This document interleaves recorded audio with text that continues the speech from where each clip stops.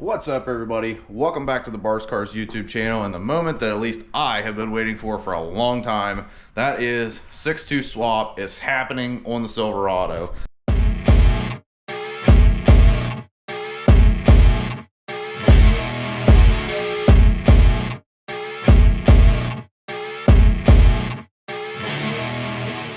So this engine right here has been sitting around for, you all will see it in a much closer time than this, but for me, this engine has been sitting around for almost a year and a half or so now in completed state. That's due to a lot of stuff in personal life, but anyway, we're finally situated and ready to get it put in the truck. So just to give you a quick overview, I will have the build videos obviously out on this engine, but real quick, this was a 07 L92, came from a Yukon Denali that I bought, parted out, and got this engine basically for a few $100s after I sold a bunch of parts off. This thing had 280 something thousand miles on it, you know, just shy of 300 basically. So it was pretty tired. I did get it to bark off and run when it was in the truck, but we went ahead and decided that it was good time to go ahead and do a full rebuild. So I've pulled this thing apart. It has been bored 20 over. So unfortunately, a little further than I wanted. I was hoping to be 10, maybe 15 thousandths at max, but we had to go 20 over. So we're kind of at max what you want to do with one of these 6.2 blocks. But it's been bored 20 over. It does have a just stock replacement style piston in it that's just oversized, nothing special there. Stock crank, stock rods. But we handled basically top end upgrades to get it where I wanted it to be. Heads are PRC, so these are the stock heads I sent to Texas Speed, had them do their CNC port job on them. They have Ferrea intake valves in them, stainless valves, to hopefully avoid that L92 LS3 valve drop issue. I understand the LS3 has the hollow stem valves, but some of these early L92s also had problems dropping valves. So wanted to make sure we took care of that. So the heads were gone through, given a valve job. They were decked. So these are milled to about 67 cc. So we got a slight compression bump. This engine should be 10.6, 10.7 to 1, somewhere in that area. And we have a Texas Speed L92 VVT2 camshaft in this. So if you're not familiar with what that is, that's a 220, 232 at 50. 113 lobe separation, should be +6 advance when it's parked at full advance. Remember, this is a VVT setup. When it's at full advance, so we should have about a 107 install center line, and then it's a 600 lift. So it's a, I would call this a moderate cam for a 6.2 in a truck. It kind of rides that edge of being able to use a stock converter or not. So I do have a little bit of a converter upgrade we'll show you in another video. But that's kind of it. This is basically just a ported set of stock heads, a camshaft, and a small compression bump. Other than that, there's nothing else special about this, basically just a top end package. In the truck right now is a completely stock internally 2013 5.3 original engine to the truck. So it's got VVT, AFM, all that stuff. But the only things done to the truck, as you see in the last video, full exhaust system. So headers with cats. They're a 1 3/4 tube header, 2 3-inch into a single 4-inch exhaust that I custom built. You can see that in the prior video. And this has a cold air inductions, cold air intake kit. And other than that, this engine is completely bone stock in my tuning. So it does have a little bit of fuel work, a little bit of timing work, a little bit of trans tuning, completely stock engine. So this thing's basically just a full bolt-on situation here. So while this is not going to be the most perfect A-B comparison, because we're going from a stock 5.3 to a modified 6.2, still going to be a fun comparison when we get this done. I'll take you for some runs. I have filmed some 0 to 60s and an 1/8 mile on the 5.3. We'll do the same thing on the new motor once I get it tuned up. So now that you've heard me blab for a while, we're gonna get this thing in here. I just got the floor swept up, got a few things organized, got my parts out where I need them, and we're gonna get this thing backed in, and I'm gonna start pulling this motor out.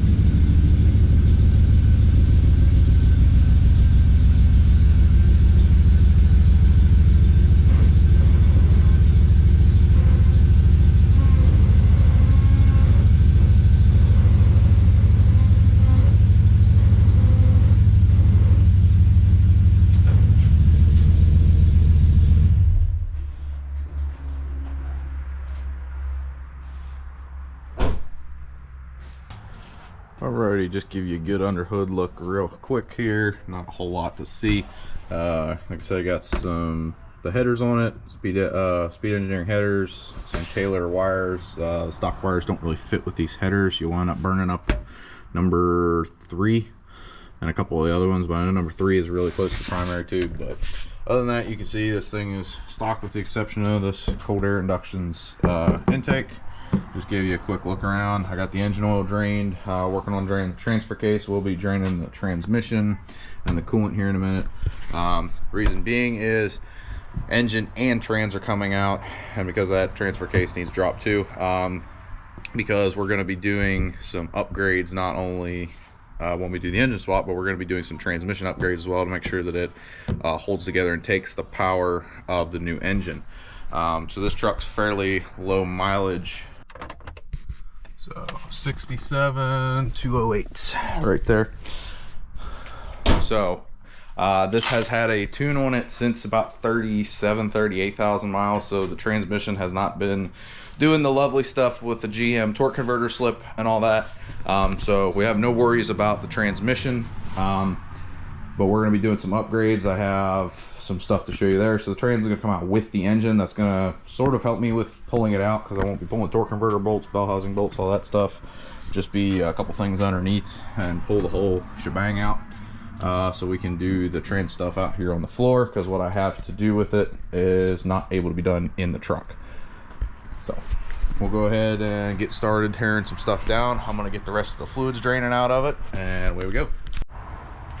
All right, so quick tip here. Got the transfer case drained, got the engine drained. Going to be draining the transmission here in a second. But how many of you out there have went to drain transmission, made a huge mess on the floor trying to loosen up the pan bolts and make a huge mess? I hate doing that. Hate making a mess. Hate cleaning a mess up.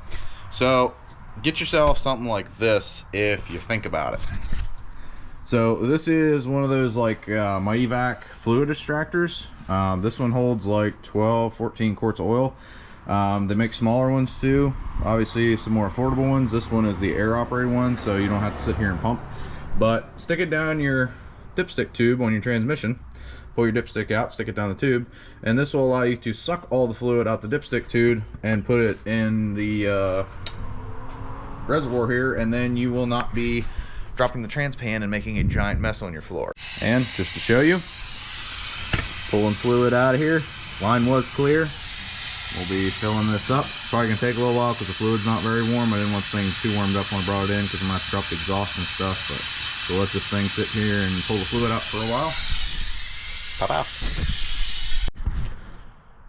All right, figure I'll give you a quick update here. So this is where we're at. I know it looks a little bit different. Really does not take much time at all to get to this point. The front ends come off of these trucks super easy. The grill has a couple bolts along the top, just clips in, and you don't have to take the whole core support out of these things, guys. GM made it really easy for you. There is bolts that go, there's 3 of them right here that go up through the bottom, and then there's a couple bolts on the like the A-frame, I'll call it, this piece that has your hood latch and holds your trans cooler. A couple bolts up top, couple bolts on the bottom, so you don't have to pull everything out of the front of this, meaning like unbolting the fenders, the body mounts, all that stuff. To me, this is a whole lot easier, just pulling that top bar and pull the cooling stack out. So now we also, to me, a lot easier, don't have to pull the hood. So you just leave the hood on, got plenty of room to get this up and out. You don't have to take the engine up nearly as high. And with a bungee and a little bit of work here, you can see that you don't even have to unhook the AC lines. There's a little bit of rotation in these.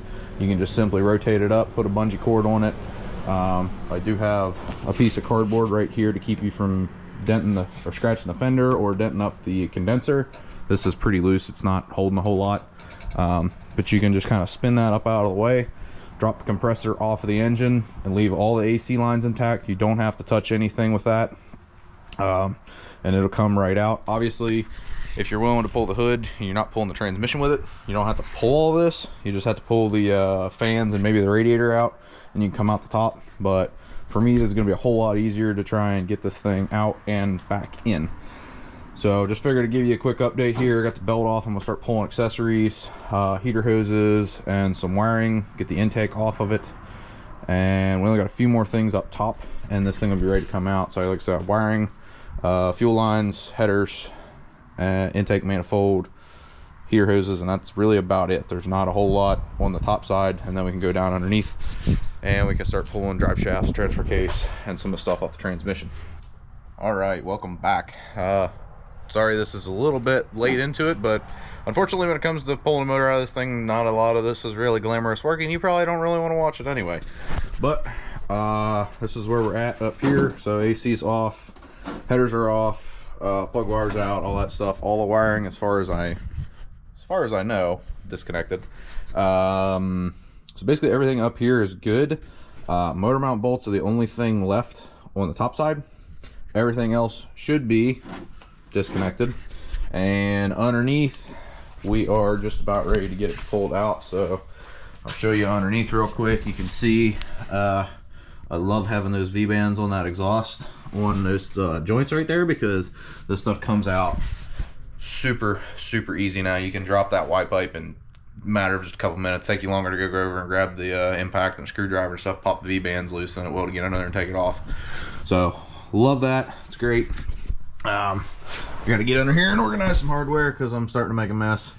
But we got rear drive line out, trans cross members out, transfer case, front drive shaft, and as far as I can tell, I have all the wiring off of the trans, as well as shift linkage over on the other side. So I got shift linkage off. We have the everything, as far as I know, is off. All the brackets up here for the fuel lines and stuff are disconnected, so they'll stay in the truck. So it looks like we're in pretty good shape. Everything's looking good down here. Got the starter loose, laying up out of the way. I kind of tuck it up in the frame rail. So yeah, we're in pretty good shape, I think. This should come out without dropping the front diff, I hope. Usually the wheel, it's a little bit tight, but it should come out without dropping it, since I can kind of tilt the trans back and it'll sort of allow the motor to raise up before it hits the firewall. So I should be able to get it out without dropping everything as far as front diff goes. So anyway, I'll quit blabbing away, and we're gonna go ahead and get the motor mounts knocked loose, and I'll get a chain on it and we'll start pulling it out and see what happens. Alright, it's getting late, but I'm committed to trying to get this thing out tonight. So got the crane over here. We're about to get hooked up. I'll give you a quick time lapse, and we'll get the crane hooked up, watch pull it out. I'm gonna try and get it sitting right here for the night, and then tomorrow I can work on splitting the trans off of it.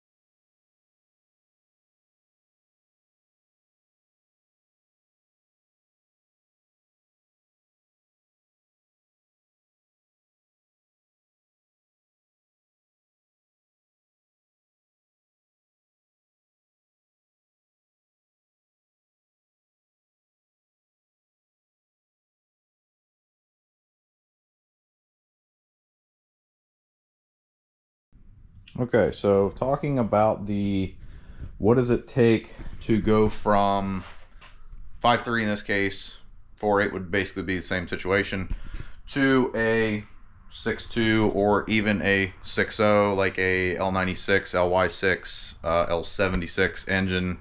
In this case, we're working with a L92. This came from a 07 Yukon Denali. If you get a later SUV engine, I think somewhere 2009, 2010, I can't remember exact year, but it's 9 or 10, they went to L94, and that would have had AFM or DOD. You can see the LC9 that came out of here, the aluminum 5.3, did have that. So obviously we're going away with that. But as far as things that you need to know to do the swap your sensors over. Take everything you have off of that engine and put into this engine is what I'm going to be doing. So my crank sensor, my cam sensor, oil pressure sensors are different depending on the year of engine. You can see this is a 13, has a different style oil pressure sensor than this old 07. So there's going to be some variations as far as sensors. Not a big deal because all of that stuff swaps right over. Coils, same thing, swap them over from your old engine. A couple things you may notice it's a little bit different. This LC9 had a quick disconnect on the valve cover, whereas the older engine here had the hose barb deal. So there was some slight differences. You're going to need, if you buy just a long block like this, you're going to need an intake manifold. So we're going to go over and talk about that. So this intake manifold right here was off of a 08 L76 that I have sitting over under some of my storage right now. The L92 intake manifold sitting up there. I'm not going to be using it. I'll probably cover that in a later video. But 07, 08 intake manifolds I've learned are different than a 09 to 13. The difference being, there might be some difference in the fuel rails and stuff, but the difference being the map sensor. So if you look right here, you can see I have the map sensor out of that one, and it has this style map sensor. The connector is different and it has the orange rubber seal. 09 to 13, from what I can gather, has this style, this newer style sensor with the, looks like you can put a retaining bolt in it, and it has the green O-ring, not the orange rubber grommet. The diameters are slightly different. This one is actually slightly bigger than this one. So the problem is this is not actually going to fit down into the hole of this intake manifold. So what I'm probably going to wind up doing here is probably not the most recommended, but I'm going to wind up opening that up just a little bit with a drill bit. So I'm going to sit here with a vacuum basically and actually do this. I'm going to try and drill it upside down because I don't want the chips falling into the intake. It is only plastic, but you still don't want that going in the engine. So what I'm going to wind up having to do is actually opening this up because I do not have a 07 to 13 intake manifold here. I don't have one. This is a 08 manifold. That other one up there, I can't use it right now because I'm doing some other work with it, is a 07, and it is exactly the same as this. Reason I have to use this intake manifold is this is a rectangle port engine versus a cathedral port engine. So what I'm talking about there is, if you look at the port on the manifold, you can see right here, rectangle port, and then over on this is a cathedral port. So they obviously do not interchange, so you have to use the manifold that fits the cylinder heads on your engine. A couple of other things, if you maybe are building this engine, you're buying a short block maybe, you get this with no heads, depends on what your situation is. This is, I would say, probably more common if you buy a 6-liter. You could take those heads off of your 5.3 and put it on the 6-liter. It would give you a little compression bump, but you are down some on airflow because you have a cathedral port head versus a rectangle port head. That's a little application specific. If you want more low end, the compression will help you, and the smaller port sometimes helps the low end and the responsiveness a little bit. I'd say that's kind of a wash when it comes to port volume with something like this. But you could do that, and then you could reuse the same intake manifold, and really you would only just be changing the short block at that point. Take the top end off your old engine, do that. It's hard to do that with a 6.2. The reason I say it's hard to do that is you are obviously losing airflow, which is part of what makes the 6.2 very great, is these rectangle port heads. But 6.2s, when you get a say an LS3, an L92 out of a truck, an L9H, something like that, they have a flat top piston in them, whereas a L96, LY6, a truck block from like a 2500 or something like that, is going to have a dish piston. It's going to be low compression. So this engine from the get-go is 10.4 to 1 with the big chambers, 69, 70 cc chambers in these rectangle port heads. Those are a 64, 65 cc on that 799 on the 5.3. If you put those heads on this engine, you're going to have over 11 to 1 compression. That's not always a bad thing, but you're getting into something that's going to be a little on the temperamental side with pump gas depending on your camshaft. If you put a really big cam, it tends to bleed some dynamic compression off, and you might be able to get away with it, but you're getting into a very high compression ratio then, and obviously you're losing the airflow. So most of the time it's not advantageous to put these on a 6.2. On a 6.0, if you're just trying to build a basic truck engine, it's not that bad of an option. So coming back to my intake manifold problem, I got a couple of issues with this. One of them obviously being, like I said, the hole is actually slightly smaller in this manifold. I'm gonna have to open it up. The other thing is, if you look at this, obviously the retainer style here, this clip over on this side is going to clear. This one over here does not. It will not go in this hole the way this is set up. Honestly, these little clips don't do a whole lot, because this one was actually, there's supposed to be a little clip retainer that's supposed to hold that on there. It was missing on this one. So I'm going to get a little bit ingenuitive with this, because I have to use this. The reason I have to use this is the connectors are actually different. Let me find where the other one went. I think I knocked it on the floor here.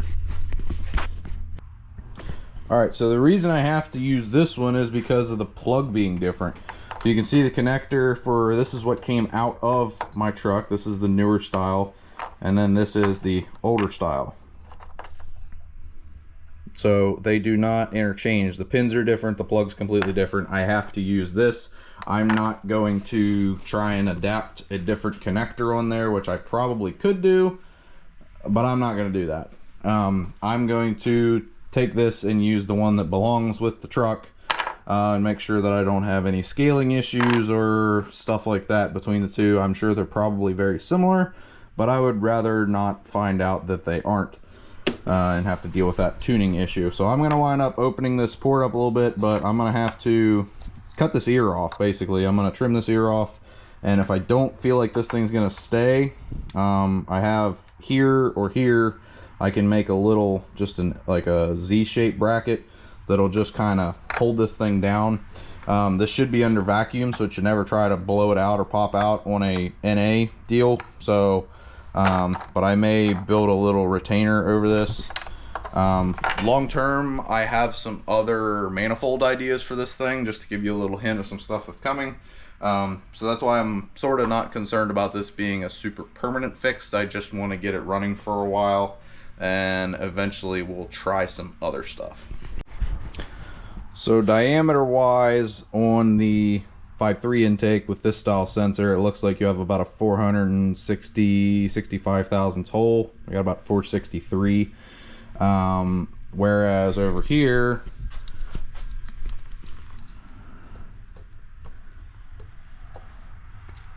we're down about 405, 410, something like that. So there's about 50 thousandths difference between the sensors and the holes. Okay, so I got this opened up. I reamed the edge just a little bit so it has a taper again. Didn't have to take much out, but the sensor will fit in there now. I'm gonna get a little bit of oil on the O-ring, snap it down in there. But trimming that one ear off, it actually, I did get it test fit, but it's a little tight. All right, just got a little bit of oil on the O-ring there, so it slides in nice and easy, but it will go, and it fits fairly tight, so I'm pretty confident that it should stay. So you can see it'll clear on this side, kind of lock itself down in there. That's the only thing I've seen on this intake that you're gonna have to swap. I'm going to put my injectors from the 5.3 in it, then I don't have to mess with any injector data right now. These are 37-pound flex fuel injectors, so judging off of what this thing is capable of making, I still have plenty of injector left. Even if it's making 550 crankshaft horsepower, not at the wheels, which I don't even think it's making that. I think it's lower than that. If I estimated it on an engine dyno, I would say it probably makes maybe 520, 25, something like that. Doesn't have a huge camshaft in it. That might even be a little generous too, I don't know. But 37-pound injectors are way more than enough for that. Eventually I may put the flex fuel 6.2 52-pounders in it if I decide that I want to add flex fuel to it again. But I'm just going to be running the thing on 93 pump gas, so I'm not too concerned about that. Everything else, just swap over. I'm going to swap my throttle body as well as my evap solenoid and all that stuff, and the injectors. I'm just going to use the body of the intake and the rail because the rails are different. You can see the bolts on the outside on this one, bolts on the inside on the Trailblazer SS style cathedral port intake. So those are different, but everything else I'm just going to swap over. All right, so as far as other things on this engine that you need to swap over your flex plate. It's already on here. They are the same. There's no balancing differences. Coils, same. Oil pressure, coolant temp sensor, swap them over, they'll thread right in. I'm going to be swapping over obviously transcore lines. Motor mounts, exactly the same. If you look at the back of this engine, you can see that transmission bolts right up, bolt pattern, exactly the same. So as far as this thing going in, direct bolt in as far as motor mounts, transmission, torque converter, everything same.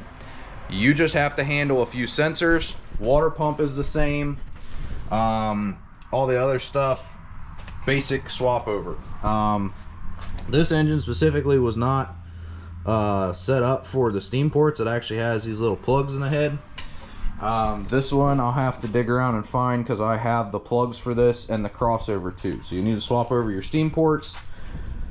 The last thing that you need to think about, accessories, all the same. Truck accessories are truck accessories. Doesn't matter if it's a 5.3, a 6.2, a 6.0, a 4.8, doesn't matter. The only thing you need to be thinking of is I built this engine with intentions of leaving VVT in place. The 5.3 that came out of this truck was VVT. You can see the bump in the timing cover down in there. It'll be a little easier for you to see when I pull the water pump off. Bump in the timing cover, okay? Both of these engines are built as VVT engines. Most of the time when you get a 6.2, it's going to have VVT. The only one I can think of that you're going to get typically is a LS3 is not going to have VVT. So with that, you have a choice to make. Earlier trucks, so like 07, 08, and some 09s, depending on what your truck configuration was and transmission, did not have VVT. Okay, they were regular straight single bolt camshaft. There was no variable cam timing. Whereas basically all of the 6.2s that were put into trucks anyway were VVT. If your truck was not equipped with VVT, you have no choice but to get rid of it.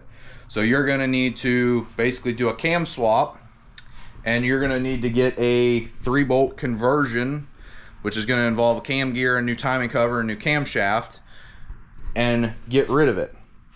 I had VVT to begin with, and I opted to keep it. A lot of people just want to get rid of it. I personally feel it gives you a little bit wider, better power band, because this cam can be clocked to where it's fairly advanced, about 6 degrees advanced, which is a little more than what most cam manufacturers will put into it. It helps give this thing a little bit more low end. And then as RPMs come up, generally speaking, at higher RPMs, as you retard the camshaft, meaning you start rolling it back, it tends to make more power at high RPM. Advancing it tends to make more power at low RPM. I'm not saying that's always the case. Notice that I say tends to. So I like it because it should make this thing make a little bit more low end, as well as carry a little better on the high end, giving it sort of a flatter, broader power band.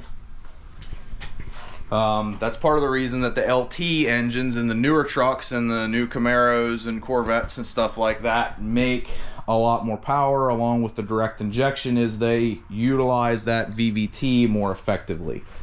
So I'm choosing to keep it. I could get rid of it on this engine and do a 3-bolt conversion and just remove the VVT. It'll involve just an adapter pigtail. Again, when you get that 3-bolt conversion, that's all you'll need. Is it'll be that timing cover, the gear, and then a wiring harness adapter. And you can get rid of it and just tune the VVT out, take it out of the ECM. So that's your options, but that's the big thing, is whether or not you want to use VVT or can use it or not, you may have to do some work on this engine to swap it over. Basically everything else as far as bolt-on parts is 100% the same on these engines. It is extremely easy to go into a larger engine. The only difference that you're gonna really have to figure out and get set up is tuning.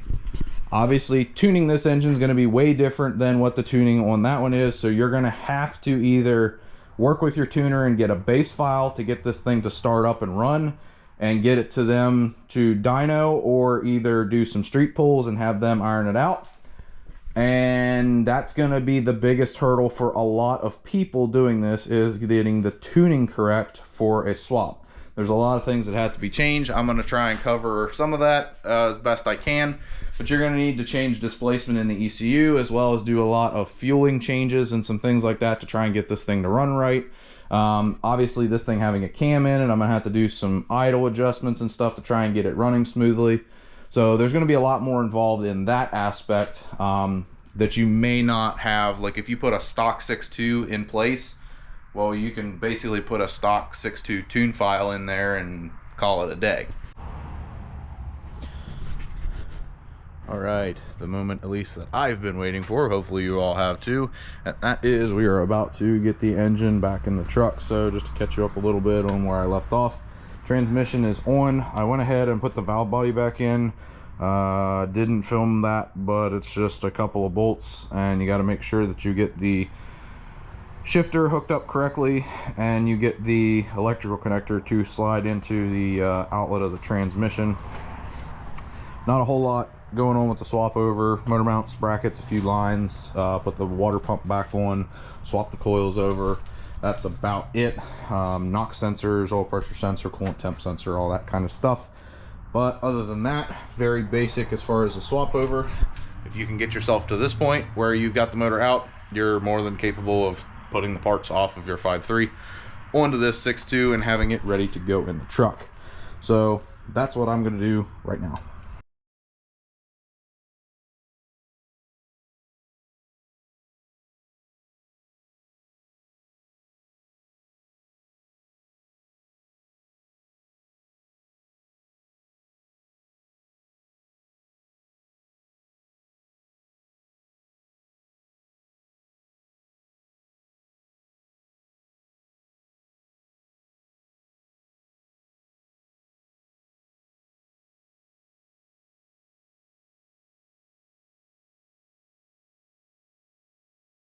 So right now I was struggling trying to get this thing to drop down in there. I was having some issues with the oil pan hanging up on the front diff and some things. So I was trying to work the thing back and forth, playing with the transmission and with the crane and trying to shimmy it back and forth. You can actually see right now I set it down. It was actually sitting on the front diff there. So I would definitely recommend, if you could take it loose, go ahead and do that to try to help get it in there, because it comes out not too bad, but trying to get it back in was a different story. Just would not line up properly to get it dropped down in there.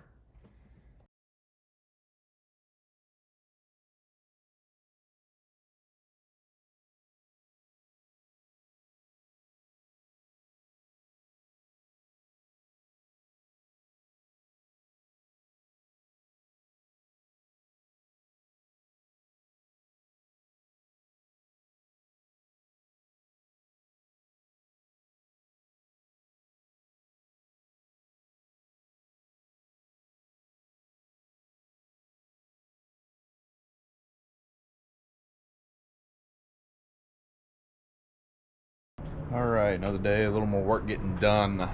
So this is where we're at. Might not look a whole lot different, but I have begun hooking stuff up. AC's on.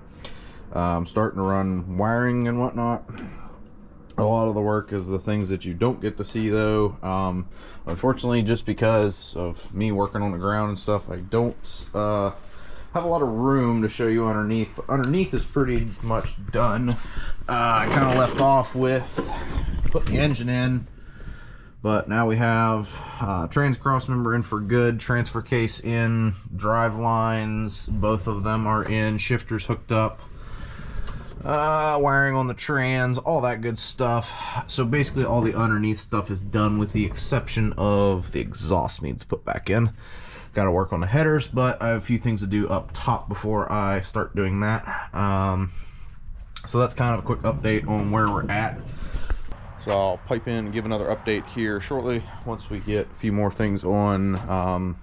I got some bracketry on the back of the trans hooked up, or on the bell housing bolts, oil pressure sensor, things like that.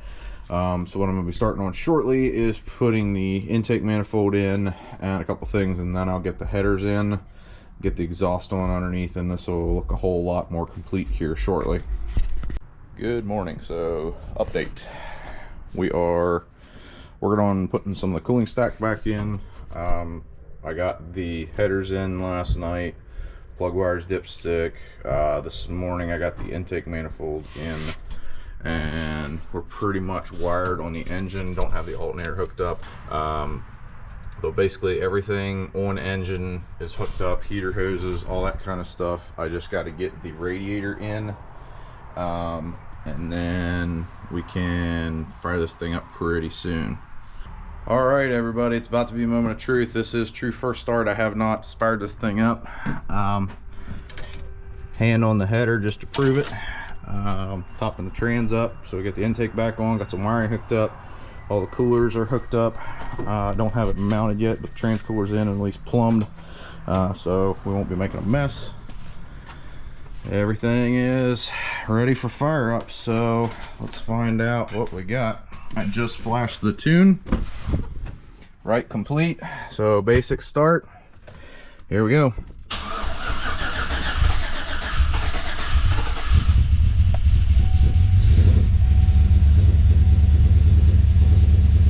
Yeah!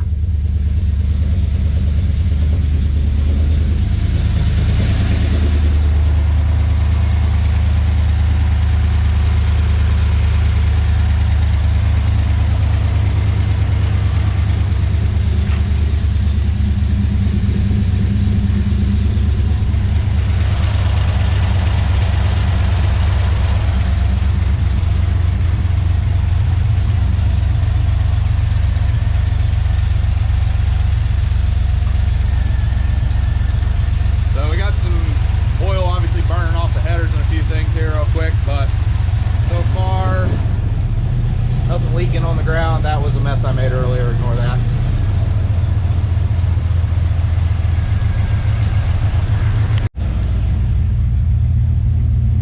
All right, working our way around. We got oil pressure, it is good to go. Got about 45 pounds sitting here at idle.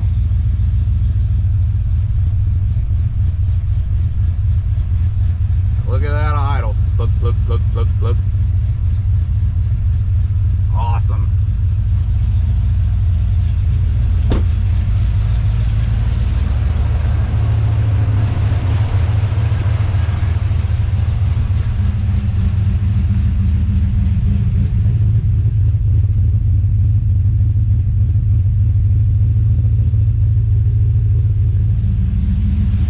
Actually, I was a lot smoother than I thought it was. I knew the cam wasn't very big, but that's pretty smooth.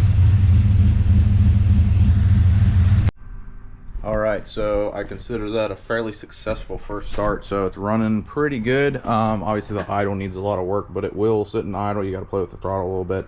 I'm gonna have to obviously work on that, but it did start right up, and sat there and idled. I revved it a little bit, and it did make some chances at trying to come back to idle, but it stalled. So obviously I'm gonna have to work on the airflow tables and some stuff like that. Current problem actually is I got coolant, it's full, but it's got an air pocket in it. It doesn't want to seem to burp it out, because it idled for just a few minutes and it was already saying like 215, 220, and I could infrared the cylinder head there and try and get you a good spot. Try not to get the header heat in there, but basically it's 200 maybe, and it's saying that it got up to like 220 when I shut it off. That one's a little bit warm. Maybe we are. Ooh, okay. It's sitting there heat soaking right now, so I'm just gonna let it sit. I don't want to get this thing hot and overheat it. Fresh engine, so we're gonna just let it sit here and obviously let it work on getting everything bled. There was an air pocket that we just burped out. So I'm just gonna let it sit here and try and work the bubbles out. I might start it up one more time, but I gotta get out of here for the day. But I'm glad that I got it running, and we will catch you when I get back and wrap this up. All right, guys, so as you can see, we got an empty spot in the garage. Working on doing some cleanup. got the truck out, as you can see, and we have gotten to do some driving, some tuning. I'm on about my 5th or 6th revision as far as idle tuning. Still working on it. It idles decent, but occasionally when you're sitting at a stoplight and the AC kicks in and out, it makes the truck try to surge some. So I'm gonna have to keep working on the idle a little bit and some of the coast down stuff as it downshifts, getting to a lower gear, coming to a stop, it tries to surge. So I'm trying to work some of that out with some of the airflow and some of the timing tables, but we're getting close. So to give you a quick update, I've got about 20 couple miles on the setup so far. Went out and did some driving around, getting the fuel sort of dialed in fairly close. The driving around, like average in town kind of stuff, it's pretty good as far as drivability, fueling wise. Like I said, the idle stuff needs some work, but overall, transmission's shifting great. It's very firm, very crisp. It's kind of learning everything right now. Transmission cooler's working great. I've noticed probably an easy 40-degree drop in trans temps, normal driving. So super happy with the trans cooler. It's driving around nicely. The converter is definitely a little bit looser, but it's not. If I didn't tell you that it didn't have a stock converter, you probably wouldn't even notice it. But I have noticed that it is a little bit looser, especially when you start getting your foot in the throttle a little bit. Overall, it's doing really good. We are about to do first oil change. So I got 20, like I said, 20 couple miles on it here and a couple of heat cycles and some idle time. So I'm gonna get an oil change done and we're gonna keep tuning on it. I have done a few wide open throttle pulls and this thing runs really good. It's obviously not what I would consider fast, but it is significantly better than the 5.3 that was in it. You know, it did its job, but to me, I always felt that the truck was lacking. It was a little bit lazy in power. So this engine pulls really hard. I have only spun it to about 5,600 RPM. I have not changed the shift points from the old engine, so 56, maybe 5,700 is about all that I've turned it. With the heads and the cam, this engine should run up in the neighborhood of 65 fairly happily, 64, maybe 65. So we have not revved the engine all the way out. So far, I think the max timing it has seen at the high end is like 16 degrees or so. So timing is extremely conservative. I pulled a bunch out of it, but now we're hitting areas of the spark map with the cylinder air mass that the 5.3 never got even close to. So as you go up in that map, typically the timing starts to go down. And it's pig rich. It's running in the 10s.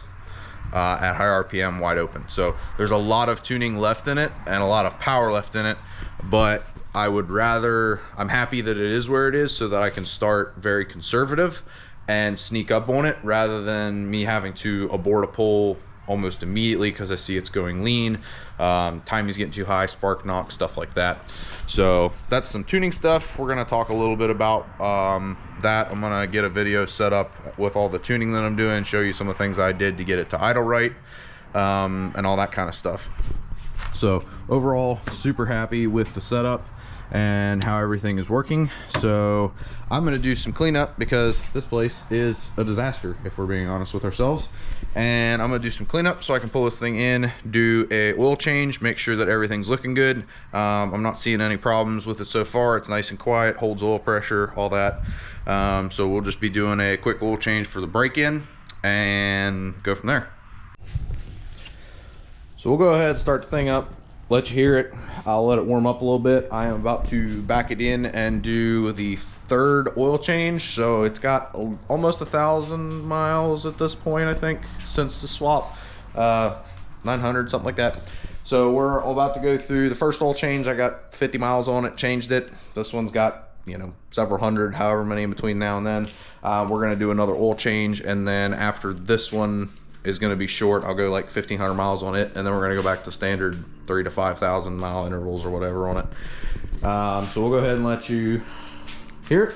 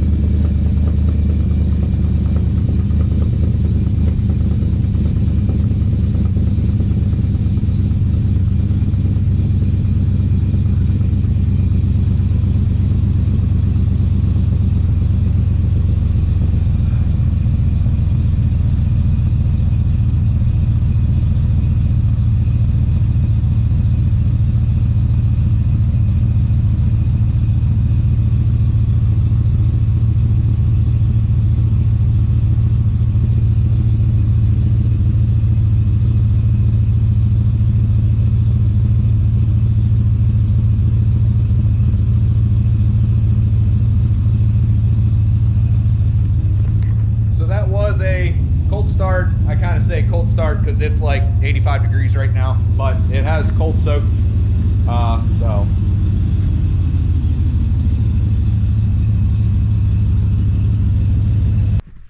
So guys, we'll get you some wide open pulls. Show you the comparisons. I'll go ahead and put it in 4 auto just so we don't have traction control and everything's good. So go ahead and give her a quick grip.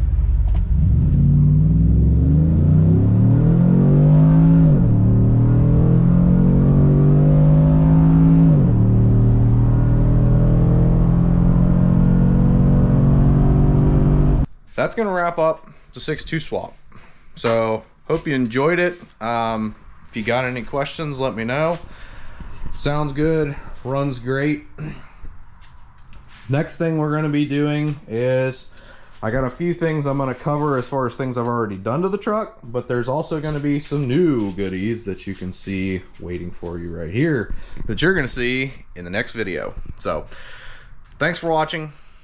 Like, share, subscribe, ring the bell, all that fun stuff, and tune in for the next video on this Ultimate Half Ton Ultimate GMT 900 build series.